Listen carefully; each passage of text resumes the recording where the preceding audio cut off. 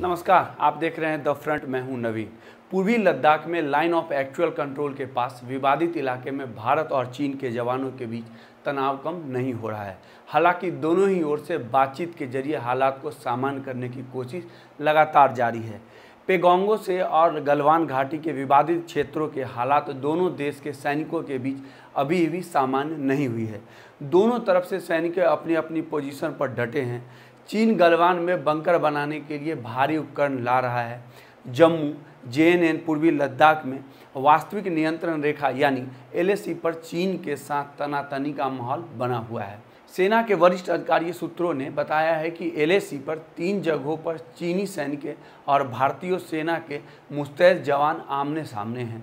चीनी सैनिकों की बढ़ती संख्या देख भारतीय सेना भी सतर्क है और आर्मी कमांडर सीमा का हालात पर पैनी नज़र बनाए हुए हैं। भारतीय सेना के जवान LAC पर चीनी सैनिकों की ठीक सामने महज 350 मीटर की दूरी पर मोर्चा संभाले हुए हैं। ऐसे हालात से निपटने के लिए भारत ने किसे जिम्मेदारी दी है, आपको बताता हूं।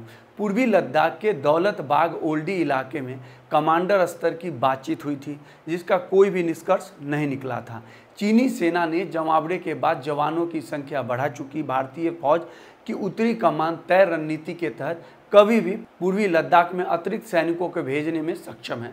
सूत्रों ने बताया है कि पूर्वी लद्दाख में LAC पर चीनी सैनिक 3 जगहों पर डेरा डाले हुए हैं। टेंट लगाने के साथ ही चीनी सैनिकों ने वहां पर निगरानी यंत्र स्थापित किए हैं। इनमें से कुछ दूरी पर भारतीय सेना के जवान भी मोर्चा संभाले हुए हैं। एक रिटायर्ड ब्रिगेडियर ने बताया कि भारतीय फौज लद्दाख में काफ़ी मजबूत हुई है। अब ऑल वेदर सड़क के जरिए सैनिकों को जल्द वास्तविक नियंत्रण रेखा तक ले जाया जा सकता है। दौलत बाग ओल्डी में वायु सेना के एडवांस लैंडिंग ग्राउंड बनने से भारतीय सेना की ताकत में कई गुना इजाफा भी हुआ है। उन्होंने बताया कि यही वजह है कि चीन बौखलाहट में पहले से अधिक शरारतें कर रहा है। भारतीय सेना अब पूर्वी लद्दाख में भी किसी शरारत का माकूल जवाब देने में पूरी तरह सक्षम है। रविवार को थल सेना अध्यक्ष जनरल MM नरवाने के दौरे में भी जवानों का हौसला बुलंद किया है। उत्तरी कमान ने general officer commanding in chief lieutenant general YK Joshi पूर्व लद्दाख के हालात पर पैनी नज़र रखे हैं। लेफ्टिनेंट जनरल जोशी लद्दाख में हाई अल्टीट्यूड वारफेयर में माहिर हैं। लद्दाख जम्मू कश्मीर की सुरक्षा का जिम्मा संभाल रही सेना की उत्तरी कमान के general officer commanding in chief बनने से पहले जनरल जोशी लद्दाख की सुरक्षा का जिम्मा संभालने वाली सेना के 14 कोर की कोर कमांडर रह चुके हैं। कारगिल युद्ध के दौरान बहादुरी के लिए उन्हें वीर चक्र से सम्मानित भी किया जा चुका है।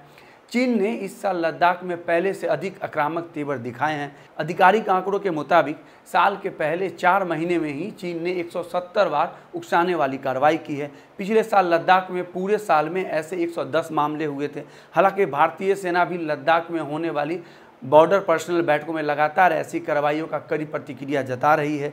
इन तमाम कवायदों के बावजूद चीनी सेना हरकतों से बाज नहीं आ रही है। एक रिपोर्ट में कहा गया था कि बीते 2 हफ्तों में ही चीन की फौज ने करीब 100 टेंट लगाए हैं। अभी के लिए इतना ही। नमस्कार। सब्सक्राइब कर लीजिए हमारा YouTube चैनल द फ्रंट और बेल आइकन दबाकर नोटिफिकेशन जरूर लीजिए।